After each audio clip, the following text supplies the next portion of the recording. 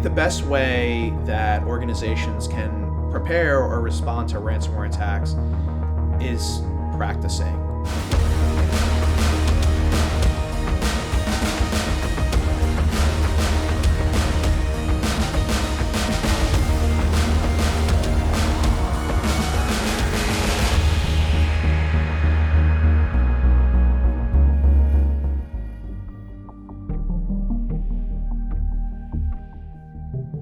Tabletop exercises, making sure that you have disaster recovery plans in place, making sure that you understand where all your critical assets and processes are and how they work. And once again, this goes back into cyber resiliency. The question of how you pay, not pay, that is a question that is very personal and is depending on the organization. Making sure that you have a plan for ransomware is going to be paramount to how you actually deal with ransomware.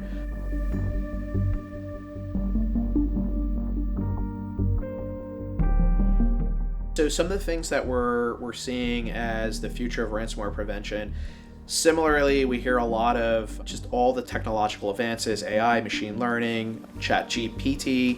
I think those same things that could introduce or provide threat actors with increased capabilities also allow us to have increased capabilities as well. So how can we respond? How can we look at behavioral analysis? I think leveraging a lot of the new technologies and the new capabilities that are coming out, looking at vendors that are providing some of these new added features and new ways of looking and solving the problem through automation and things like that. I think those are going to be areas that we can leverage as information security professionals to really try to, to combat ransomware as a whole.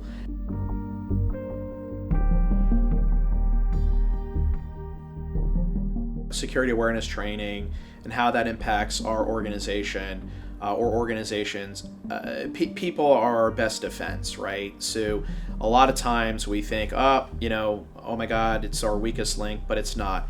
I find that if we're able to train and we're able to inform our entire staff or entire employee base on cybersecurity threats, the latest and greatest threats that are happening and things like that, making sure that the culture has security in mind and takes the trust of our customers and our employees as one of the most important things, I think we can achieve that through security and awareness training.